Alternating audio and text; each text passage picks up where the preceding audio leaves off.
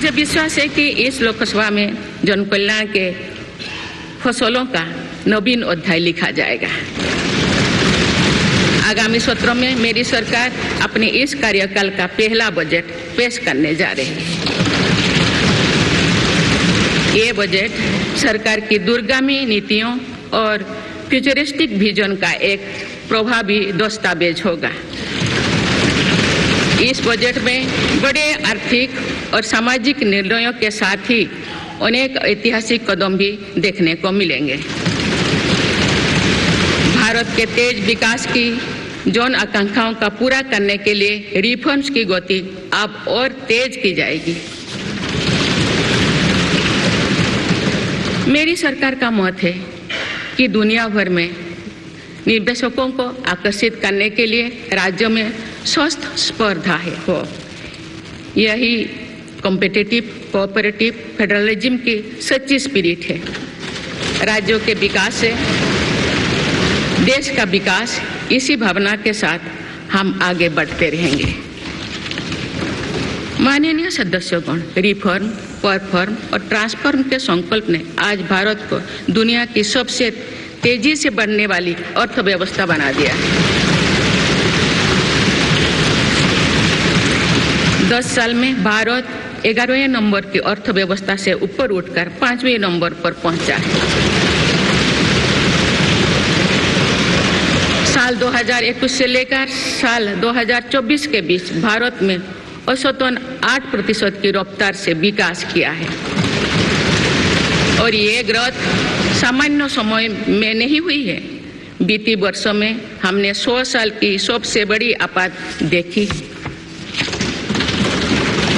वैश्विक महामारी के कालखंड और विश्व के अलग अलग कोने में चल रही संघर्षों के बावजूद भारत ने ये विकास दर हासिल की है।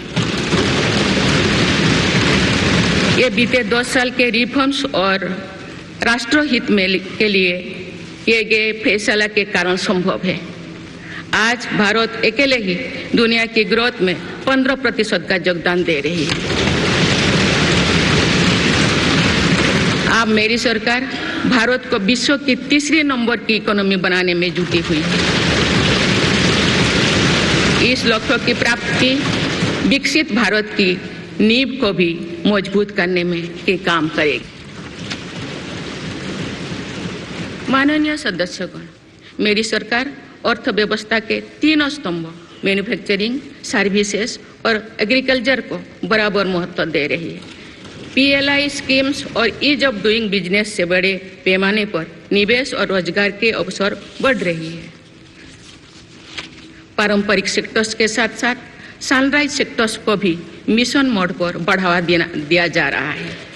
चाहे सेमीकंडक्टर हो या सोलर हो, चाहे इलेक्ट्रिक व्हीकल हो या इलेक्ट्रॉनिक्स गुड्स हो, चाहे ग्रीन हाइड्रोजन हो या बैटरीज हो, चाहे एयरक्राफ्ट कैरियर्स हो या फाइटर जेट्स हो, भारत इन सब सेक्टर्स में अपना विस्तार कर रहा है। लॉजिस्टिक्स कॉस्ट को कम करने के लिए भी मेरी सरकार लगातार प्रयास कर रही है। सरकार सर्विस सेक्टर को भी मजबूत करने में जुटे हैं। आज IT से लेकर टूरिज्म तक, हेल्थ से लेकर वेलनेस तक हर सेक्टर में भारत लीडर बन रहा है और इससे बड़ी संख्या में रोजगार और स्वरोजगार के नए मौके बन रहे हैं। माननीय सदस्यगण, पिछले 10 वर्षों में मेरी सरकार द्वारा ग्रामीण अर्थव्यवस्था के हर पहलू पर बहुत जोर दिया गया है। गांव में कृषि आधारित उद्योगों, डेयरी और फिशरीज आधारित उद्योगों का विस्तार किया जा रहा है।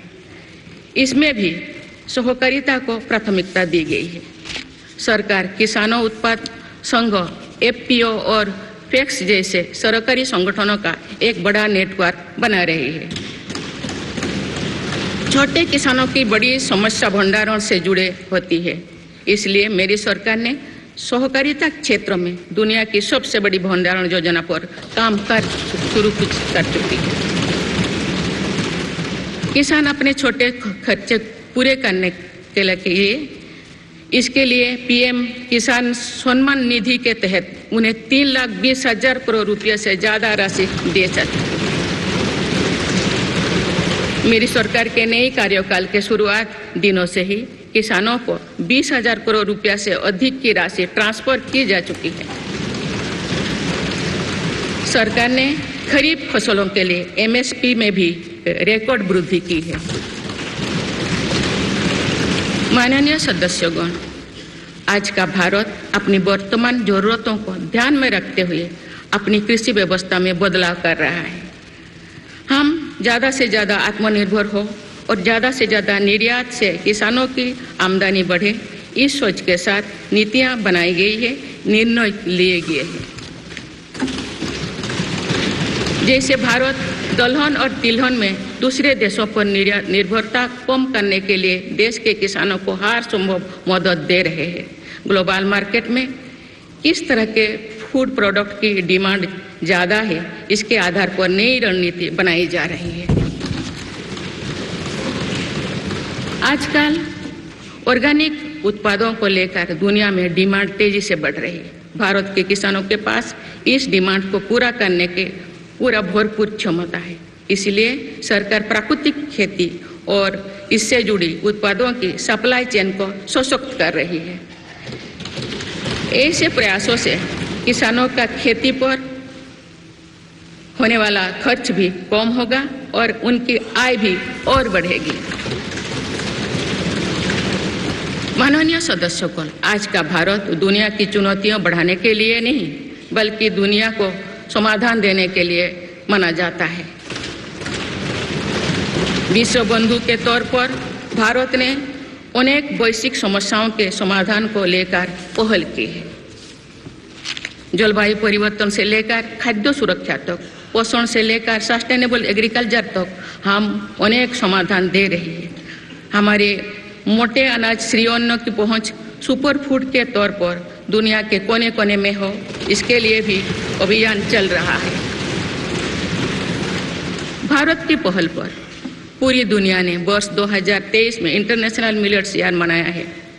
आपने देखा है हाल ही में पूरी दुनिया ने अंतर्राष्ट्रीय योग दिवस भी मनाया है। भारत की इस महान परंपरा की प्रतिष्ठा विश्व में लगातार बढ़ रही है। योग और आयुष को बढ़ावा देकर भारत एक स्वस्थ विश्व के निर्माण में मदद कर रही है। मेरी सरकार ने रिन्यूएबल एनर्जी की क्षमता भी कई गुना बढ़ाई है। हम जलवायु से जुड़े लक्ष्यों को निर्धारित समय से पहले प्राप्त करने की दिशा दिखा रहा है। नेट जीरो के लिए आज भारत के प्रयास कई दूसरे देशों को प्रेरित कर रहे हैं। इंटरनेशनल सोलर अलायंस जैसे पहल पर आज रिकॉर्ड संख्या में दुनिया के देश हमारे साथ जुड़े हैं। माननीय सदस्यगण, आने वाला समय ग्रीन एरा यानी हरित युग का है। मेरी सरकार इसके लिए भी हर जरूरी कदम उठा रही है।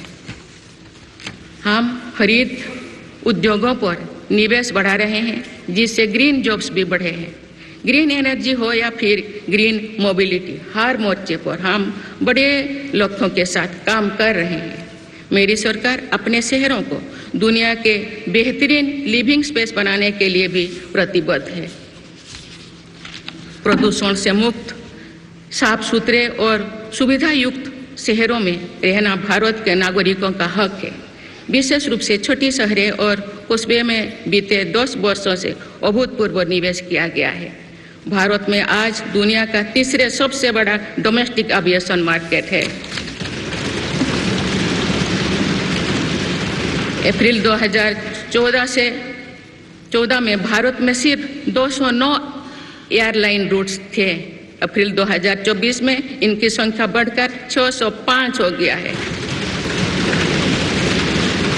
हवाई यात्रा में हो रहे इस विस्तार का सीधा लाभ टियर 2, टियर 3 शहरों को हो रहा है। 10 वर्षों में देश के 21 शहरों तक मेट्रो सुविधाएं पहुंची है। वंदे मेट्रो जैसे कई योजनाएं पर काम चल रही है। भारत का पब्लिक ट्रांसपोर्ट दुनिया में बेहतरीन हो, इस लक्ष्य के साथ मेरी सरकार काम कर रही है। माननीय सदस्यगण, मेरा सरकार इन आधुनिक मापदंड पर काम कर रही है जिससे भारत विकसित देश के सामने बराबरी से खड़े हो सके। इंफ्रास्ट्रक्चर का विकास इस दिशा में बदलते भारत की नई तस्वीर के रूप में उभारा है। मेरी सरकार ने 10 वर्षों में पीएम ग्रामीण सड़क योजना के तहत गांव में 3,80,000 किलोमीटर से ज़्यादा सड़कें बनाई। आज भारत में नेशनल हाईवेज और एक्सप्रेसवेज का जाल बिछ रहा है। नेशनल हाईवेज बनाने की गति में भी 2 गुनी से अधिक की वृद्धि हुई है।